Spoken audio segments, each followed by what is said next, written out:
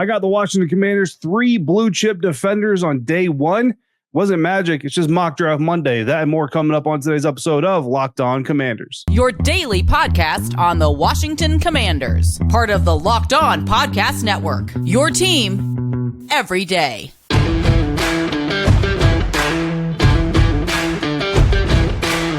Welcome into this episode of Locked On Commanders, your daily podcast covering the Washington Commanders, part of the Locked On Podcast Network, your team every day. And thanks so much for making Locked On Commanders your first listen of the day every day. Don't forget that you can subscribe for free on YouTube or wherever you're listening to this podcast, and you can continue this conversation with me by becoming a Locked On Commanders insider. Go to joinsubtext.com/Locked On Commanders today and sign up to be an insider. You will get news, analysis, one-on-one conversations with me directly via text message. No hashtags, no apps, no nothing, just your phone, my phone, texting back and forth, talking ball, talking Washington Commanders during the day, during the weekend, during practices, games, press conferences, all of that. A lot of stuff going on over there. So come on over, join in on the fun again. Become a Locked On Commanders insider at joinsubtext.com/Locked On Commanders and text me today. I'm David Harrison, credential member of the media covering the Washington Commanders for CommanderCountry.com, a part of Sports Illustrated's Fan Nation. And I'm here with you every Monday through Friday, along with our everydayers and everydayers. I always appreciate your continued support for the show, and I do to this day. Today's episode brought to you by FanDuel. Make every moment more. Right now, new customers, you get $150 in bonus bets with any winning $5 bet. That's $150 if your bet wins. So visit FanDuel.com/locked on today to get started. On today's episode, we are going to take a look at CBS Sports' latest mock draft that projects a Washington Commanders trade in the first round. But first, we're going to look at 3 different trade ideas as a result of our own mock draft Monday this week, because we're going to get a little bit defensive here as we arrive to Indianapolis, Indiana. You can see my Airbnb behind me, beautiful backdrop of a skyline of a city. I'm not sure which city it is, to be quite honest with you. But anyway, these are our digs for the week. So your next 5 or so episodes will look like this one. But here today, we're going to get defensive in this mock draft Monday. I'm not defending my own takes, my own opinions, or even the topics that we discuss on the show that aren't actually opinions, but still get reactions like they are. No, we're going to dive into a scenario pool of what would happen if Washington shocks the entire NFL world in the first round of the NFL draft. And instead of going quarterback, offensive tackle, wide receiver, what if they go defense? Now, this is presented to me by an insider who pointed out that everyone thought Washington would hire young offensive coach Ben Johnson, and they went older instead and went defensive with Dan Quinn. Everyone also assumed that if it was a defensive coach, it would be a first-time head coach, yet they went retread. So the Washington Commanders have already kind of been doing things their own way, not really playing into everybody's expectations this season. And I think that if you steer into that theme of the offseason, coming, you keep the surprises coming. You keep a defensive coach getting a defensive player to start his new tenure. Remember, I'm adding this to the scenario. Adam Peters comes from a team, the San Francisco 49ers, that by and large have been as successful as they have over the past handful of years,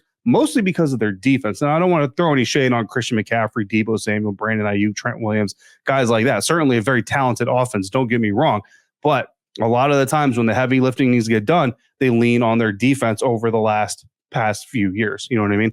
And also looking at the draft history, starting back in 2017, when Adam Peters joined Kyle Shanahan and John Lynch in San Francisco, 5 of their 7 drafts, the first player selected was a defensive player. If you look at Dan Quinn, 4 of his 5 first-round picks as a head coach already his career have been defensive players. So there is a little bit of a pattern here for these personnel, these GMs and these head coaches taking defensive players. So I wanted to dive into the thought. I thought it was very interesting, but I wanted to do it in 3 ways. I didn't want to just do it one way. I wanted to do it in 3 ways. I wanted to look at the top 3 defenders in this year's NFL draft in 3 different position groups, right?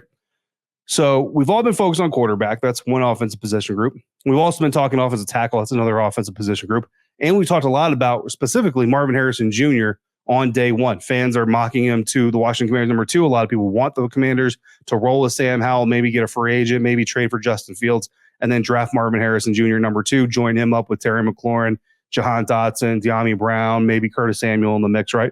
All that stuff. So we've been talking predominantly about 3.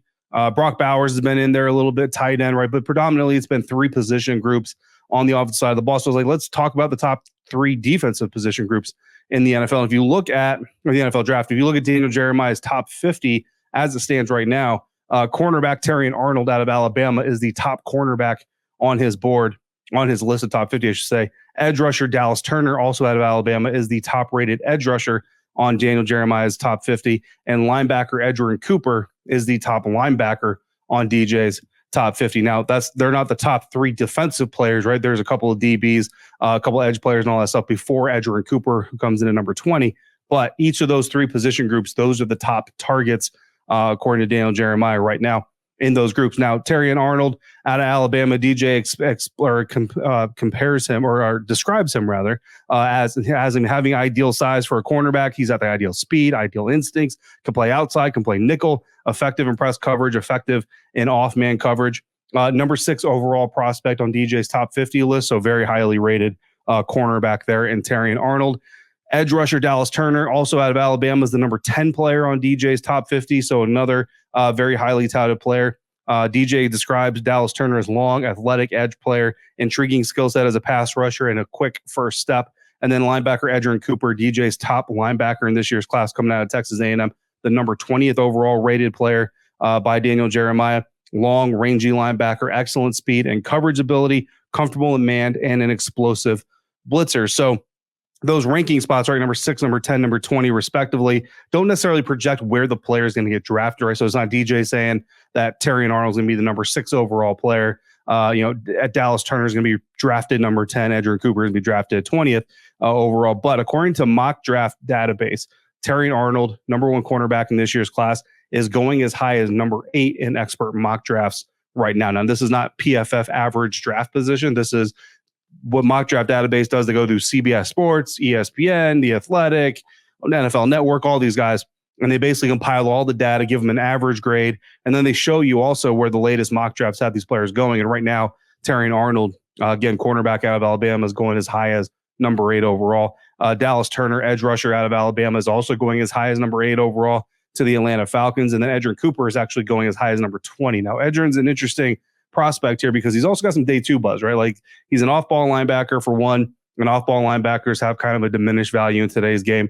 So there's that. But also, he's not kind of viewed to be this like generational off-ball linebacker the way like Devin White was when he came out of LSU and things like that. So he's going around number 20 at the highest, but he is actually getting some day 2 buzz as well. So drafting him anywhere in the first round could be considered by some to be at least a little bit of a reach. But those are your 3 top defensive players. So what I wanted to do is I wanted to orchestrate a mock draft where the Washington Commanders draft each of these guys. So they target each of these guys in day 1, not together, because you're not going to get, well, I mean, I guess you could in theory if you want to get crazy, but realistically, you're not going to get 3 first round draft picks when you only have 1 to start. But I want to do a mock draft to get one guy, then the other, then the other. So that's how I went about doing this. That's how I got Washington Commanders 3 blue chip players on day 1, not on the same day 1, but all of them on day 1, right? Again, a little bit of mock draft magic. So I'm going to share the results with my mock drafts as well as an insider mock draft with you. Coming up next on today's episode of Locked On Commanders, part of the Locked On Podcast Network, your team every day. And we'll do that today thanks to our friends over at FanDuel, who want you to get buckets with your first bet on FanDuel or with FanDuel, America's #1 sportsbook, because right now, new customers, you get $150 in bonus bets with any winning $5 bet. That's $150 if your first $5 bet wins. The New York Knicks hold the NBA's biggest spread projection on Monday and are expected to beat the Toronto Raptors by 11.5 points in NBA action. But it is the Eastern Conference's Boston Celtics who are plus 230 favorites to win the NBA Finals this year, with the Denver Nuggets of the Western Conference carrying the second highest odds at plus 440. Meanwhile, if you're looking for Super Bowl futures, the San Francisco 49ers are the current favorites to win Super Bowl 59 with a plus 500 line, and the Kansas City Chiefs are favorites in the AFC with a plus 650 line to win it all for a 3rd straight season. So Super Bowl, NBA, doesn't matter. Bet on all your favorite players, your favorite teams with quick bets, live same-game parlays, exclusive props, and more. Just visit FanDuel.com/lockedon to shoot your shot. FanDuel, official sportsbook partner of the NBA.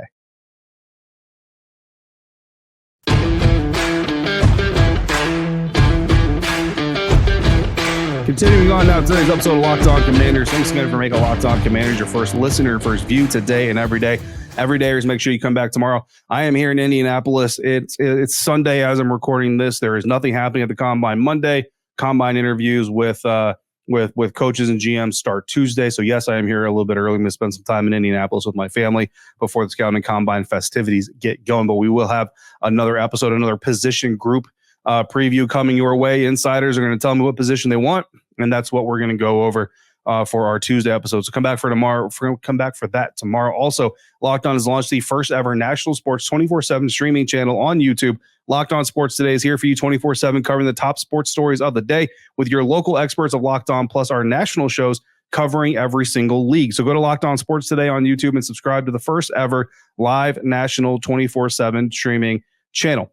All right, getting into this Mock Draft Monday episode here on Locked On Commanders. Like I said, 3 defensive players, right? So not only am I going to steer into the idea presented to me by an insider that what if the Washington Commanders surprise everybody, don't go quarterback, don't go offensive tackle, don't go wide receiver, actually go defensive.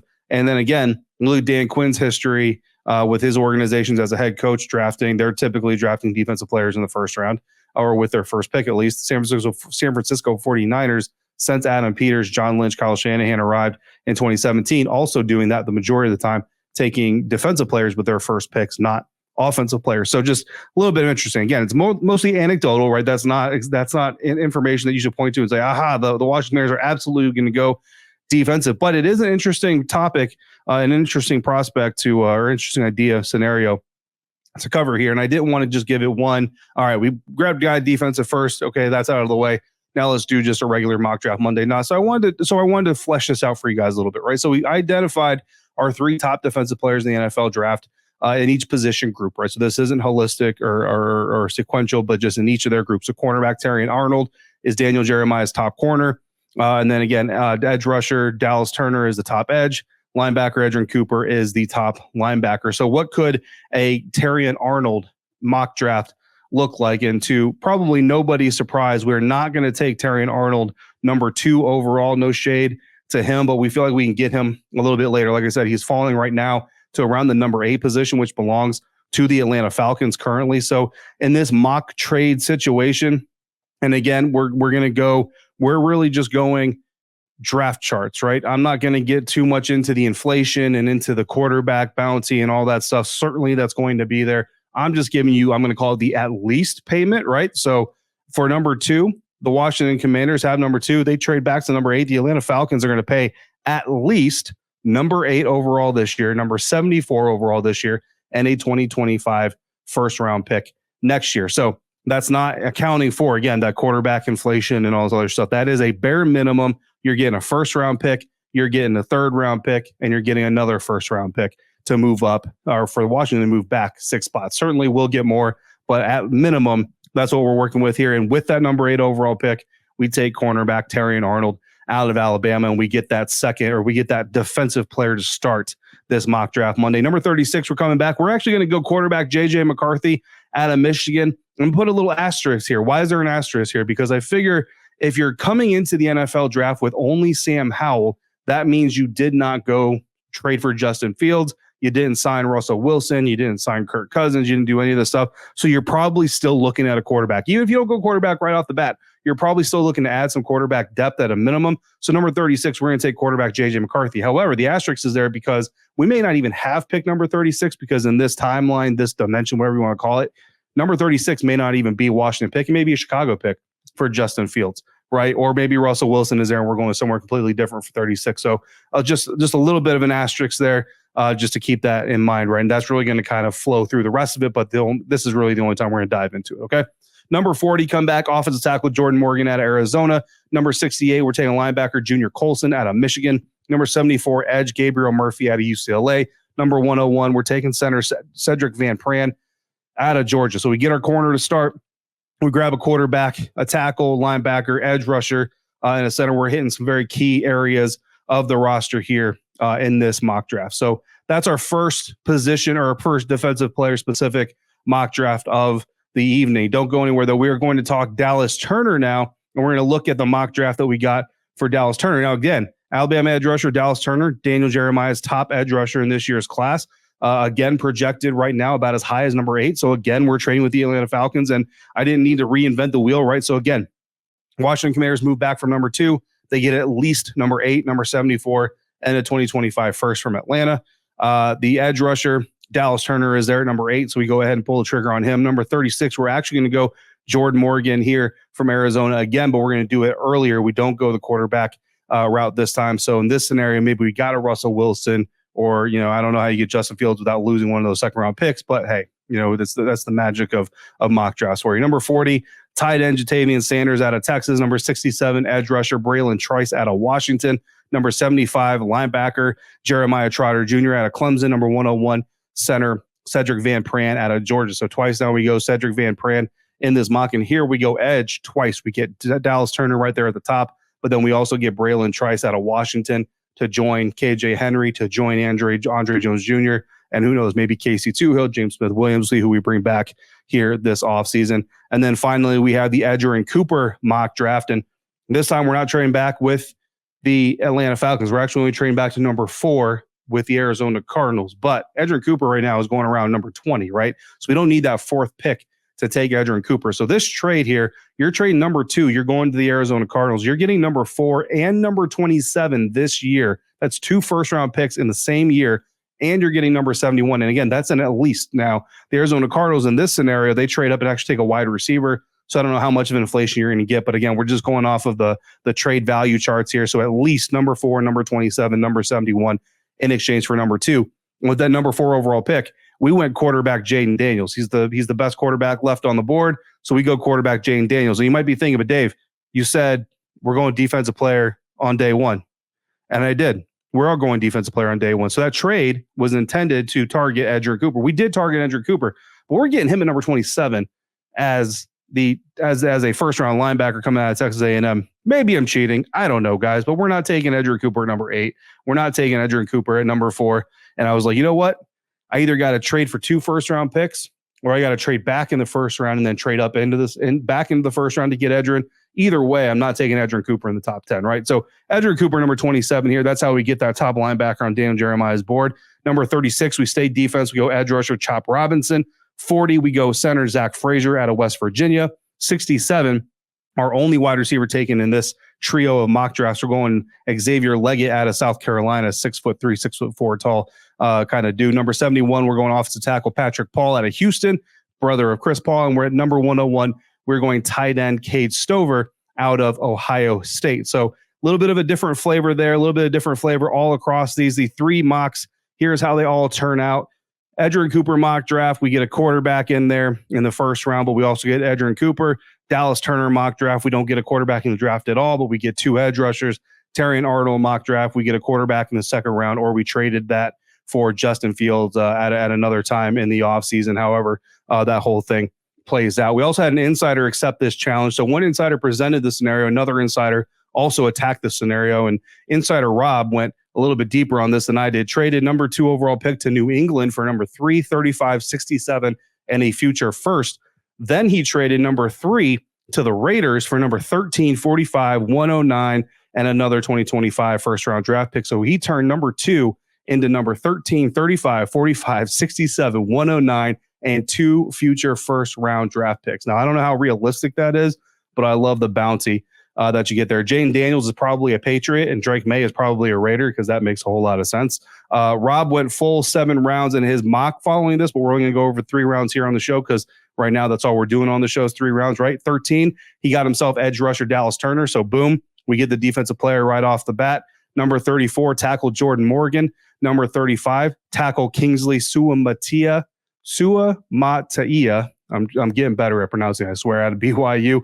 41, linebacker Laiatu Latu. 45, center Jackson Powers Johnson. 66, Tyron Hopper, the linebacker out of Missouri. Number 67, tight end Jatavian Sanders out of Texas. Number 94, quarterback Sam Hartman out of Notre Dame. Number 98, running back Jonathan Brooks out of Texas. And we still got 4 rounds left, actually, by the time we get to the end of this part of Rob's mock draft. So good job, Rob. That's masterful, man. If that could actually happen, that is one heck of a class and a whole lot of picks to turn number 2 into. So a lot of fun. So thank you to the insiders who, again, there was multiple insiders that kind of brought these different scenarios. Going defense first was certainly one of those scenarios that was fairly common. So thank you to the insiders who presented those scenarios. Thank you to Rob for participating in that. Thank you to all of you, of course, for sharing your thoughts on all of these mock drafts or these ideas. down here in the comments and in text messages as insiders. But we're going to cover a CBS Sports mock draft that also has a Washington Commanders trade in it. Coming up next on today's episode of Locked On Commanders, part of the Locked On Podcast Network, your team every day. And this show is sponsored by BetterHelp. What's the first thing you do if you had an extra hour in your day? Maybe you go for a run. Maybe you take a nap. Maybe you read a book. Maybe you show up for a friend in need. A lot of us spend our lives wishing we had more time. The question is, more time for what? If time was unlimited, how would you use it? The best way to squeeze the special thing into your schedule is to know what's important to you and then make it a priority. Therapy can help you find what matters most to you so that you can do more of it. If you're thinking of starting therapy, give BetterHelp a try. It's entirely online, designed to be convenient, it's flexible, and it's suited to your schedule. Just fill out a brief questionnaire to get matched with a licensed therapist and switch therapists at any time for no additional charge. Learn to make time for what makes you happy with BetterHelp. Visit BetterHelp.com/lockedon today to get 10% off your first month. That's BetterHelp, HELP.com/lockedon.